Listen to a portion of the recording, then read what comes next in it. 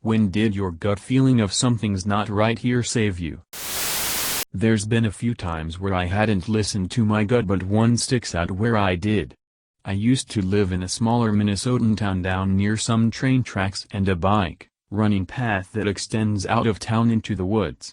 One evening I'm sitting outside on my porch drinking a couple of beers with my buddy. Two dudes walk up on us kind of out of nowhere, and immediately something seemed off with them.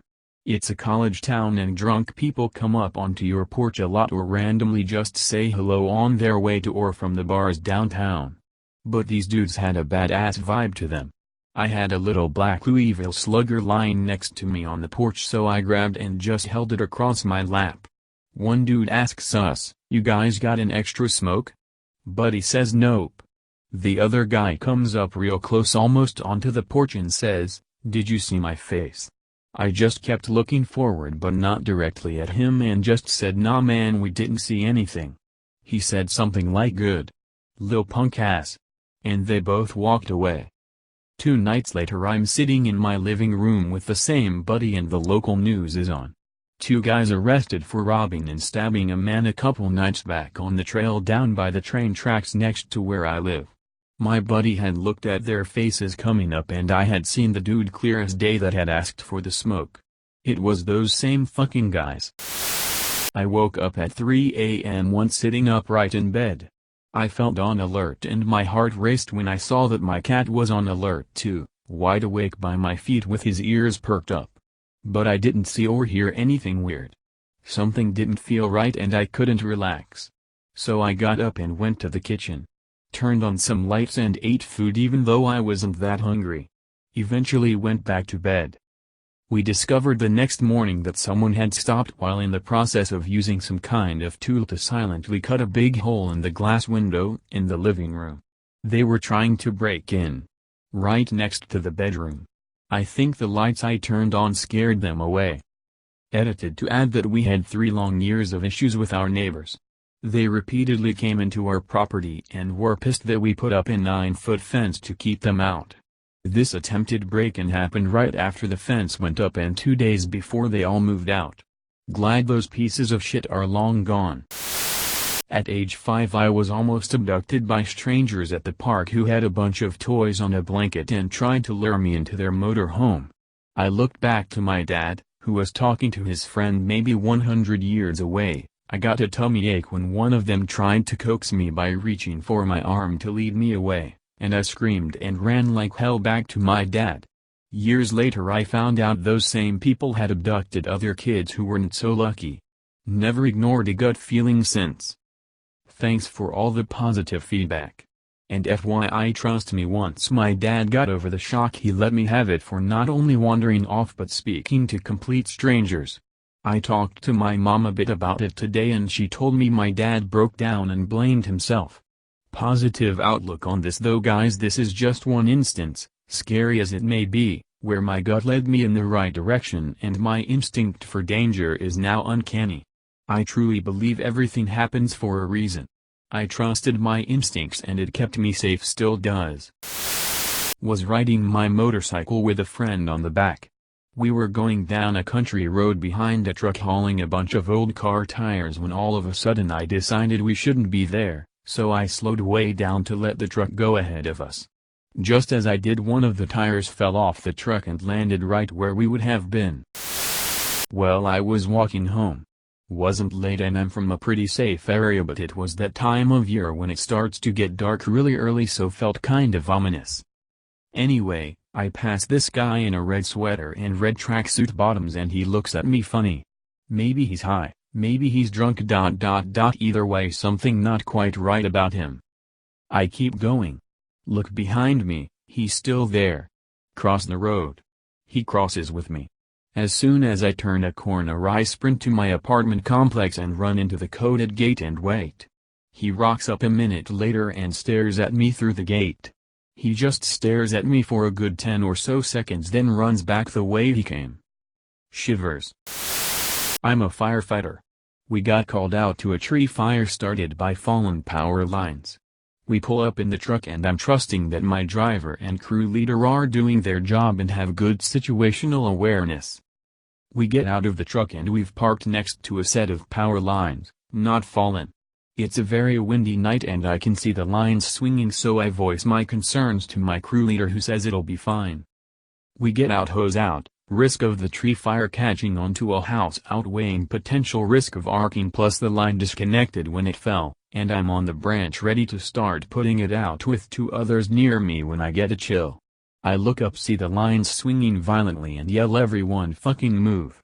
As the 3 of us sprint and dive out of the way, we hear a thwip and crack, and sure enough the line we were under came loose and stayed connected to the power pole. If I hadn't got the chill, chances are we would have had 3 fried furies. Had a friend who said we should go to this party he was invited to by a classmate of his. We ended driving out to it. We noticed the neighborhood was not too pleasant and sketchy. We saw that house had some lights on in backyard but kind of quiet for a party. I decided that we should not go since something felt really off.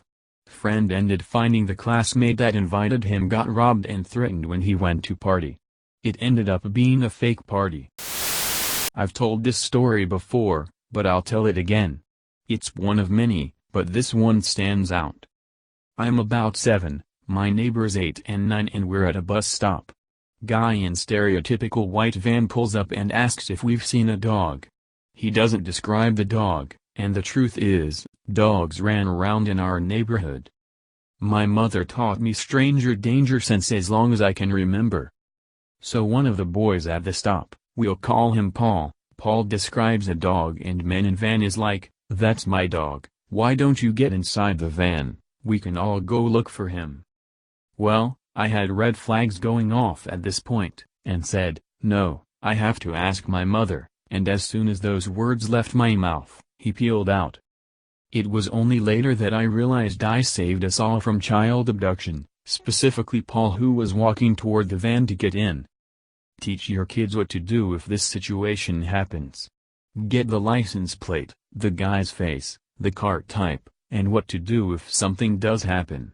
If I had known to snag his plates, we might have had a chance at catching him, but I only knew to say no. Another time I was speeding down a hill and thought, what if there's a deer around the corner? So I slowed down, and sure enough, there were 3 deer in the road. Saved my own life by a rondo thought. Some dude get off the bus at the same stop as me. It's about 8 p.m. and October, so it's quite dark out already. He had spoken to me on the bus, one line about nice weather. Anyway, he gets off the bus after me. I cross the road and make a mental note of him walking the opposite way to me. I make sure to watch him walking away. Something in my gut says not to trust him. To get to my house I have to walk up a hill with a path alongside a high stone wall. It is secluded. Usually I listen to music as I walk. I decide not to this time. I'm about halfway up when I get this awful feeling. I take out my phone, dial my mother's number, and as I do I hear fast steps of someone running up behind me. I know it's the guy before I turn around, and as I do he is literally running full speed towards me. I look him dead in the eyes, ready to fight for my life. As I do this, my mother answers her phone and I say, "Hi Mom." He slows right down to a light jog and says evening as he jogs past me. I ask my mom to stay on the line. Her BF comes out to meet me at the top of the hill. The guy is nowhere to be seen. He was definitely running up behind me to strike me, and by turning to face him I'm certain it threw him off. Worked as a shot girl at a pub. One night I rejected someone who attempted to get my number. Not unusual, and he didn't seem that bothered. The whole exchange wasn't strange to me. In the early hours after the bar closed I went to leave through the back door into the car park like usual when I saw the sensor light outside was on. Someone was stood just outside the door. I felt uneasy, so went out the front and asked one of the bouncers to walk me round the back to my car. As we rounded the corner we spotted this guy lurking outside the door holding his belt like a makeshift garrote. When he saw us he started screaming that I was a fucking bitch and I should die. He scampered off into the road and never came back. Sorry for formatting, on mobile. Not me, but my best friend was driving to California from Arizona with her 2-year-old for work. About 5 months ago, and she stopped at a gas station and just got a weird feeling. She normally doesn't lock her car when she pumps gas, but she decided to do it. During that process a woman came up to her and started talking all nice and whatnot. She got an uneasy feeling about it and heard a noise like someone trying to open a door. She turned around and saw the woman's husband trying to get into her car to steal her baby. She told him to get the fuck away from her car, and the man tried to play it off. She told him to fuck off and got in her car to leave. The couple got in their vehicle and followed her, tried to swerve her off the road and brake check her on the highway for a few miles. She was smart enough to call the cops. This was in Prim, Nevada BTW, and they caught up to her and ended up arresting the couple. They had gotten multiple reports that day of issues like that. Someone came into my work that gave me the I'm in danger feeling. I work in a place where 60% of my customers are children and I naturally get very protective of them, but you can't call the police because someone's creeping you out. He kept getting close to children but not doing anything or even making them uncomfortable, so there still wasn't anything I could do. He leaves and I shrug it off. Another customer soon comes in and gives me the same feeling, so I'm thinking I'm just anxious today. He's talking about Donkey Kong and stuff, casual conversation. Then he says I'm best friends with Martin Bryant, the spree killer from the 1996 Port Arthur massacre, who is in solitary confinement and can't even interact with whoever has to throw his food at him, so I'm getting a bit nervous now. Then the first creepy guy comes in, and the one I was talking to says I know him, we went to prison together. So immediately I start having a panic attack and have to end the conversation as quick as possible so I can contact the manager to say I need someone else to come into the store. I was there alone, and they immediately call the police. Turns out they were both registered sex offenders. Neither were allowed anywhere near my work because it's too close to the CBD, and they're legally now allowed near anywhere that could have children there. I actually recently went to court for this, waited hours to go in, and he plead guilty at the very last second. Bastard. Edit. I offered way too many details and now I'm super uncomfortable with everyone guessing where I work. I've had terrible experiences with people finding out where I work and I'm a bit spooked.